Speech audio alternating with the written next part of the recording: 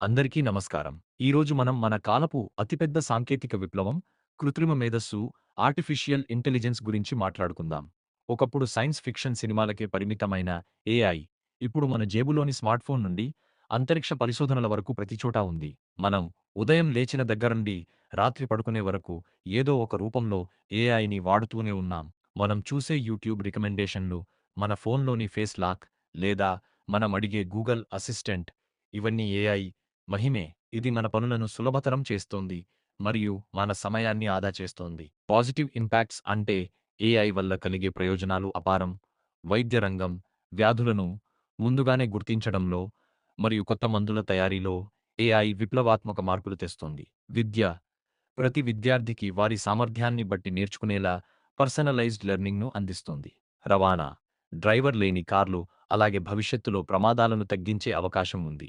ఏ నాణేనికైనా రెండు పార్శ్వాలు ఉన్నట్లుగానే ఏఐ వల్ల కొన్ని సవాళ్లు కూడా ఉన్నాయి.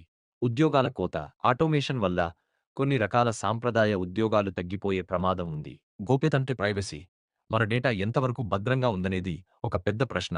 మానవ సంబంధాలు యంత్రాలపై అతిగా ఆధారపడటం వల్ల మనుషుల మధ్య సామాజిక అనుబంధాలు తగ్గే అవకాశం ఉంది. చివరగా నేను చెప్పేది ఒక్కటే, ఏఐ అనేది మానవ మేధస్సుకు ప్రత్యామ్నాయం కాదు.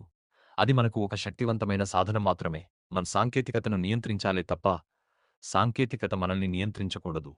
మనం నిరంతరం కొత్త నైపుణ్యాలను నేర్చుకుంటూ స్కిల్లింగ్ ఏఐని బాధ్యతాయుతంగా ఉపయోగిస్తే అది మానవాళి అభివృద్ధికి ఎంతో తోడ్పడుతుంది. ధన్యవాదాలు.